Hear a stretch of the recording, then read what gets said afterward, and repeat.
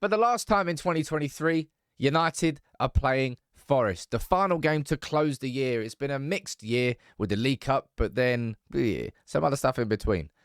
But let's end on a high. After beating Villa 3-2, coming back from 2-0 down, that was a big moment. But we've had big moments this season. Brentford and Chelsea, and they've not really led to anything. 1 step forward, 2 steps back. United changed that against Forest. They're going to come in confident after a 3-1 win. New manager bounce and a Chris Wood hat-trick against Newcastle. I'm going to run through all the team news in this video. My prediction for the game, my preview, speak about individuals, the 11.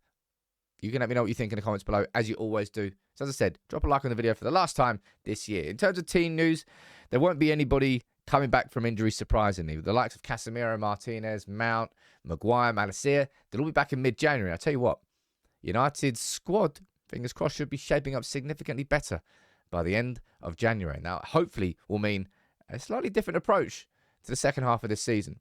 Now, something that, of course, is going to be happening this year is Ineos coming in. We're waiting for that deal to be ratified, but Ten Hag doesn't have time to speak to Jim Ratcliffe and the team yet, nor should he be thinking about that. It should just be about the football. Last year, we beat Forest 2-0, right? It was a game where Anthony got a goal and an assist, but it was a game where United failed to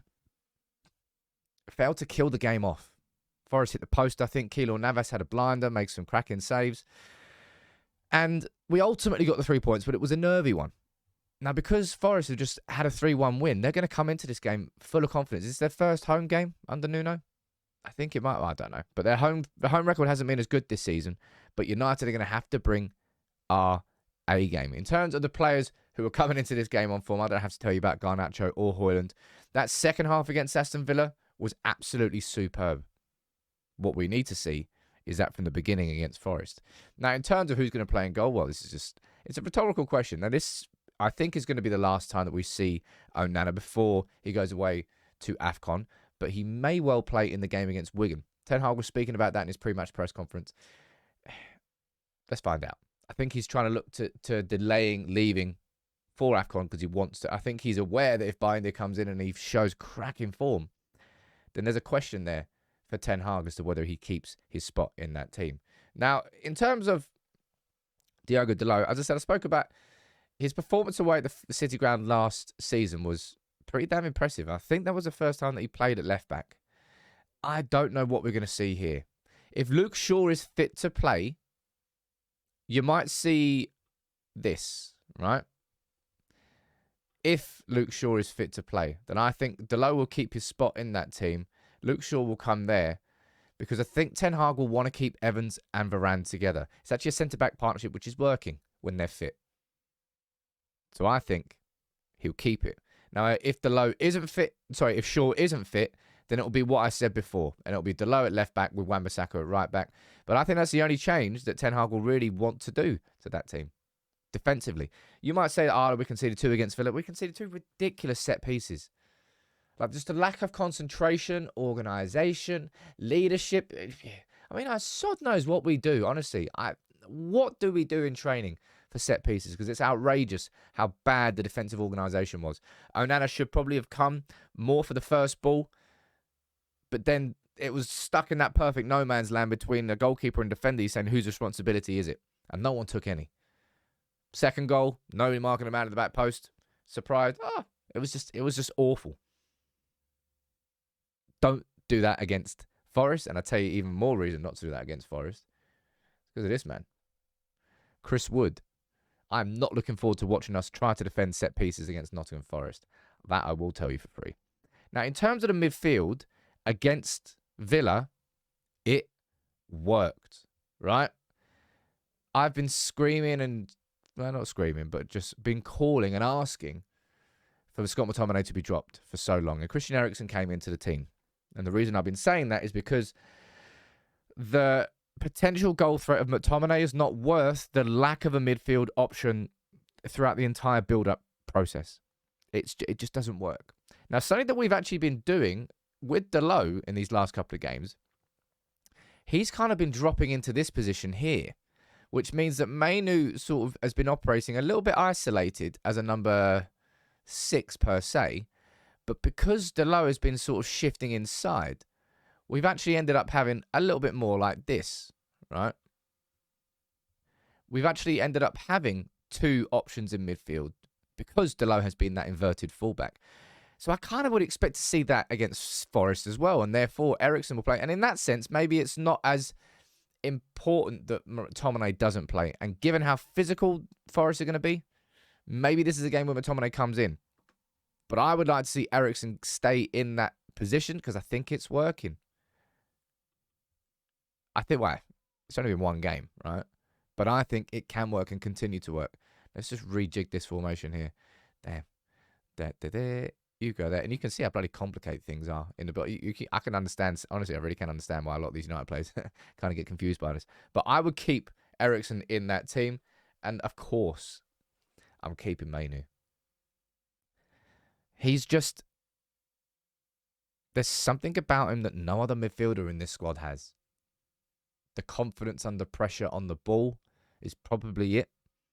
But just the way he carries himself. He doesn't look like it, and he never has looked like an 18-year-old breaking through into the first team. He looks established. And I think he is established if he's fit inside that midfield. Now, whether or not he plays as the isolated number 6 or whether Eriksen drops deeper, maybe a little bit of both, depending on what's going on. One player who absolutely starts this game is Bruno Fernandes.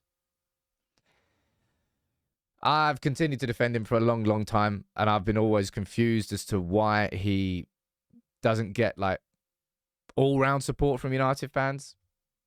I think it's because of the way he moans, right? And that's part of his game, I think. And I wished, and I still wish, that he's going to be more mature and he gets rid of that, because if you do that in the modern game, you're just going to get a yellow card, like a dumbass yellow card, for no reason.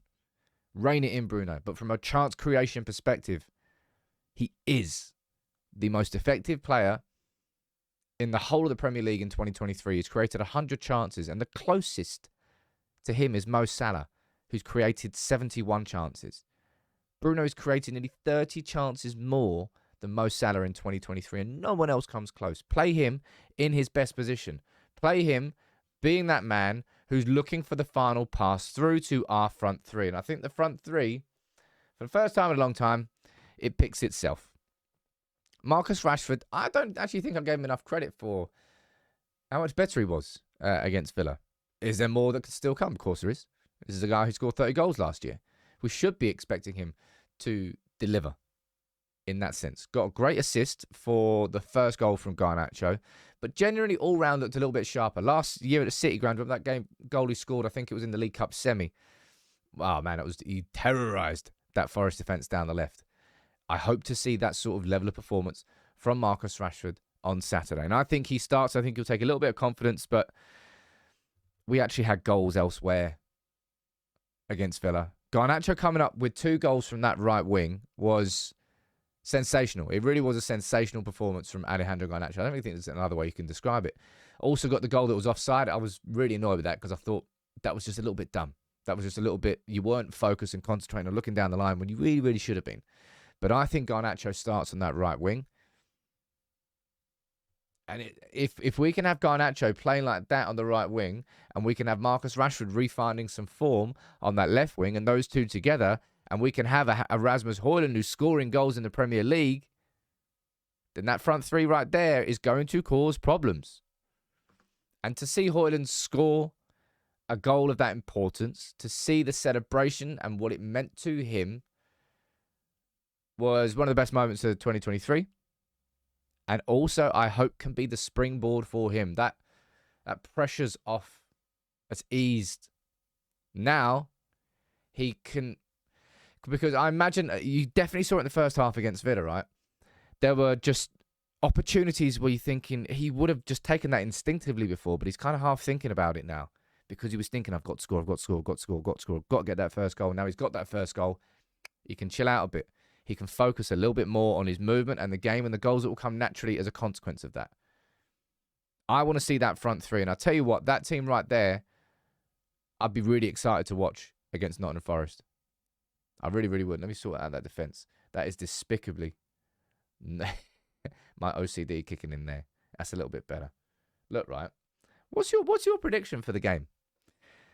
Forest are going to have that new manager bounce. Yep. They won 3-1 in their last game. Yep. It's Saturday night under floodlights. Yep. Their home form's not been good this year. If United cannot build on that Villa win, we've not got really too many injury problems since. We've had a fair few days. It's festive. It's the busy festive period and all that. What is it like? We're going to have 4 days between the Boxing Day game and this. It should be enough time to recover. And I think that team right there should be enough to beat Forest. I'm actually going to go for I'm going to go for a 3-1 win. I think Forest are going to score from a set piece. Got no confidence in our ability to defend set pieces, and I think they'll be using that as a sort of an asset and a threat for the whole game. But I think that team right there has enough to beat Forest and beat them quite convincingly, is what I'm hoping to see. If we're going to build in that second half against Villa, and we play like we did in that second half against Villa, and we do genuinely build on it, then it will be a convincing victory. And I hope that's the end of 2023. You can let me know what your predictions are in the comments below, as you always do. Make sure you drop a like on the video. And make sure you subscribe to United People's TV, because I tell you what, 2024, I'm excited about it. Finish on a high, though.